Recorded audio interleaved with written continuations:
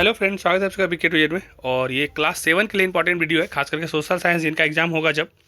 तो आपको क्या करना है कि इस वीडियो को अच्छा से 1 से 2 बार ध्यान से सुन लेना है, और बात सुनने से आपको लगभग हमको लग रहा है याद हो जाएगा। और ध्यान से सुनेंगे तो आप इसको अपने हिसाब से भी बना के लिख सकते हैं, ऐसा नहीं जैसा हम लिखें वैसा ही लिखेंगे, आप अपने हिसाब से भी लिख सकते हैं, लेकिन जो ऑब्जेक्टिव है उसको आपको ध्यान रखना पड़ेगा। तो चलिए शुरू करते हैं। पाल वंश का संस्थापक, तो पाल वंश का संस्थापक अगर पूछा जाएगा तो पाल वंश का संस्थापक गोपाल थे। मखाना जो होता है उसका उत्पादन कहाँ होता है पूछेगा, जमीन में कि जल में, तो मखाना जो है जलीय उत्पाद है, जल में होता है। शेरशाह का मकबरा किस शैली में बना हुआ है, तो शेरशाह का जो मतलब मकबरा है ना, वो अफगान शैली में बना हुआ है, निर्मित हुआ है। एक है कलरी पैटू, तो कलरी पैटू जो है ना, ये मार्शल आर्ट का शैली है। तो कलरी पैटू किस चीज़ का शैली है, तो मार्शल आर्ट का शैली है। फिर है कि 80 डेसिबल से अधिक ध्वनि क्या होता है। देखिए हम लोग जो समान बातचीत करते हैं ना, ये समान 30-40 डेसिबल में बात करते हैं, 50 डेसिबल तक हम लोग आराम से अच्छा से सुनते हैं। लेकिन जैसे ही ये 60, 70, 80 हो जाता है, और जब 80 डेसिबल से कोई चीज़ ज़्यादा होने लगता है ना, तो ध्वनि प्रदूषण होता है। जैसे कि देखिए हवाई जहाज उड़ता है, कितना आवाज़ करता है, तो ये सब ध्वनि प्रदूषण है। आवाज़ लाउड स्पीकर जो बनाते हैं, बहुत जोर जोर से बजाते हैं, जो ढप ढप का डीजे वाला आवाज़ आता है, वो सब 80 डेसिबल से ज़्यादा हो जाता है, तो वो सब ध्वनि प्रदूषण करता है। तो 80 डेसिबल से ऊपर ध्वनि प्रदूषण करता है। तेल शोधक कारखाना कहाँ है, तो देखिए तेल शोधक कारखाना आपका बिहार का बरौनी में है। फरक्का बांध कौन सा नदी पे बना हुआ है, तो फरक्का बांध जो है गंगा नदी पे बना हुआ है। अब्दुल रहीम खान खाना जो ये नवरत्न थे, तो अब्दुल रहीम खान खाना नवरत्न थे। विद्यापति जो है ये मैथिल कवि के नाम से जाने जाते हैं, आज भी बहुत प्रसिद्ध हैं। और काल वैसाखी तो बंगाल की खाड़ी, तो काल वैसाखी को अगर मिलान करने के लिए आ जाएगा तो आप बंगाल की खाड़ी में इसको मिला सकते हैं। चैतन्य महाप्रभु का कृष्ण भक्ति से जुड़ा हुआ, हाँ, तो एक वैष्णव धर्म, जो वैष्णव थे वो वैष्णव धर्म मानते थे, तो वो भगवान कृष्ण को बहुत मानते थे। तो चैतन्य महाप्रभु जो है ये कृष्ण भक्ति से जुड़ा हुआ है, तो इसको सही कर देना अगर टिक करने के लिए ट्रू फॉल्स में। तो पूछा जा सकता है कि बिहार मक्का का प्रमुख उत्पादक राज्य है, तो देखिए मक्का पूरा इंडिया में सबसे ज़्यादा कर्नाटक में होता है, उसके बाद मध्य प्रदेश में, बिहार तीसरा स्थान पर, तो लिख देंगे हाँ प्रमुख उत्पादक राज्य में बिहार भी है।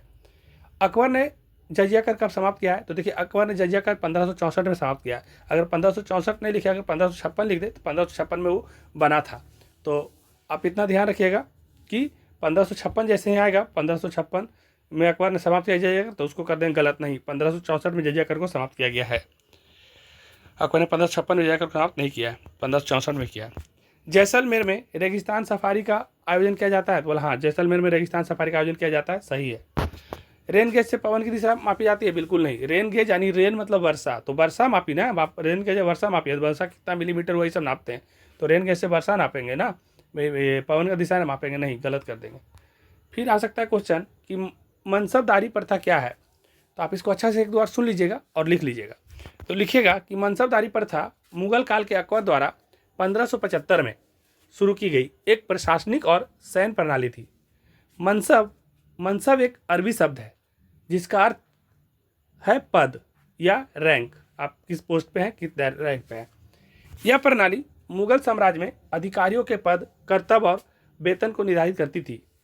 मनसबदारी प्रथा की मुख्य विशेषताएं पद, नियुक्ति, उत्तरदायित्व, वेतन, योग्यता, विभाजन, दुअस्पा और सिंहस्पा। दुअस्पा और सिंहस्पा का मतलब होता है कि आपको घोड़ा रखना था 2 गुना या 3 गुना। तो ये आपका मनसबदारी प्रथा हो गया, इसको आप अच्छा से नोट कर लीजिएगा।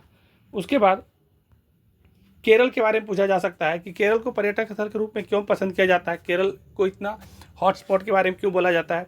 तो आप लिखिएगा कि केरल जो है ना, उसको पर्यटक स्थल में इसलिए माना जाता है क्योंकि वहाँ प्राकृतिक सुंदरता, वहाँ का प्राकृतिक सुंदरता, केरल अपनी प्राकृतिक सुंदरता के लिए प्रसिद्ध है, जिसमें समुद्र तट, पश्चिमी घाट, बैक वाटर्स और हरे भरे जंगल शामिल हैं। केरल को ईश्वर का अपना देश भी कहा जाता है, मतलब केरल ईश्वर का अपना देश है ऐसा कहा जाता है। केरल को ईश्वर का अपना देश भी कहा जाता है, जो इसकी प्राकृतिक सुंदरता और सांस्कृतिक विरासत को दर्शाता है। जैसे कि आप केरल कभी घूमने के लिए जाएंगे तो वहाँ सांस्कृतिक विविधता, मतलब अलग अलग तरह के लोग, अलग अलग तरह के धर्म, सभी को वहाँ पे रहने के लिए अच्छा है। इको टूरिज्म है, कहीं भी जाएंगे तो काफ़ी हरा भरा जगह है, काफ़ी खुशनुमा मौसम है, वहाँ पर जाएंगे तो आपको बड़ा अच्छा लगेगा, प्राकृतिक और नेचुरल वातावरण में आप रहेंगे, ईश्वर का गोद में रहेंगे ऐसा आपको लगेगा। धार्मिक सद्भाव है, वहाँ पे सभी धर्म को माना जाता है, चाहे हिंदू हो, चाहे मुस्लिम हो, चाहे सिख हो, क्रिश्चियन, अलग अलग तरह का मंदिर, मस्जिद, ये सब अच्छा विरासत, इमारत बना हुआ है जो देखने के लिए काफ़ी सुंदर है। आयुर्वेद और कल्याण, वहाँ पर जाएंगे आप घूमने के लिए पश्चिमी घाट में, तो जंगल, ये सब में जड़ी बूटी, ये सब इतना सारा कुछ है कि आपको जन कल्याण के लिए बहुत सारा चीज़ वहाँ पर आपको मिल जाता है। और वहाँ मसाला काफ़ी प्रसिद्ध है केरल का, और यहीं से लोग व्यापार करते थे अंग्रेज लोग। वहाँ पर इलायची ज़्यादा होता है, बहुत महंगा है, लौंग, बहुत सारे केसर, ये सब बहुत सारा वहाँ पे मसाला होता है। सुरक्षा की दृष्टि से काफ़ी अच्छा जगह है। वहाँ पर आप जाएंगे तो आपको किसी तरह का टेंशन नहीं है, चाहे आप लड़का है चाहे लड़की है, आराम से घूम सकते हैं। काफ़ी अच्छा वातावरण है, आपको माहौल अच्छा मिलेगा, आरामदायक परिवहन है। कहीं से कहीं जाने के लिए गाड़ी, बस, आप पानी के जहाज़, नाव, आप प्लेन पर बहुत सारा चीज़ व्यवस्था आने जाने के लिए आपको परिवहन का आरामदायक साधन है। और वहाँ का जो भोजन है वो काफ़ी स्वादिष्ट होता है। खास करके आपको एक अच्छा चीज़ बता दें कि केरल में जो है ना, कोई चीज़ को छान के जो खाते हैं ना, नारियल के तेल में वो छाना जाता है, तो बड़ा स्वादिष्ट बहुत सारा खाना वहाँ बनता है, और अलग अलग तरह का वैरायटी का आपको खाना मिलेगा। तो वहाँ का भोजन स्वादिष्ट है। और केरल इसलिए भी जाना जाता है कि केरल के लोग इतने अच्छे पढ़े लिखे लोग होते हैं, इंडिया में सबसे ज़्यादा पढ़े लिखे लोग वही हैं। तो वहाँ के जो आतिथ्य है ना, जब वहाँ पे आप जाएंगे बाहर से, तो आपका काफ़ी मान मर्यादा होता है, काफ़ी स्वागत लोग अच्छा करते हैं। तो केरल इसीलिए हॉटस्पॉट जाना जाता है, और ये केरल जो है ये पर्यटक स्थल के रूप में इसीलिए इसको जाना जाता है, क्योंकि इतना सारा इसका सब अच्छा ही है। इसके बाद एक क्वेश्चन ऐसा बन सकता है कि सूफीवाद क्या है, महत्वपूर्ण सूफी संतों के नाम लिखिए। तो आप लिखिएगा कि सूफीवाद इस्लाम का एक रहस्यमय रूप है जो ईश्वर की आंतरिक खोज और भौतिकवाद से दूरी पर जोर देता है। यह प्रेम, भक्ति और ईश्वर के साथ एक गहन व्यक्तित्व या व्यक्तिगत संबंध पर केंद्रित है। कुछ महत्वपूर्ण सूफी संत के नाम भी आप चाहे तो लिख सकते हैं, वहाँ पर पूछेगा तो, जैसे ख्वाजा मोइनुद्दीन चिश्ती, हजरत निजामुद्दीन औलिया, बाबा फरीद, शाह जलाल, बुल्ले शाह, अमीर खुसरो, अब्दुल कादिर गिलनी और अब्दुल कादिर गिलानी, हजरत बाबा जान, रबिया बसरी, सुल्तान बहू, इब्न अरबी, जहान खातून, आता हुसैन फ़ानी चिश्ती। तो ये सब जितना आपको दिखाएं ये सूफी संतों के नाम है, और इनका सारा कुछ हम दिखा दिए।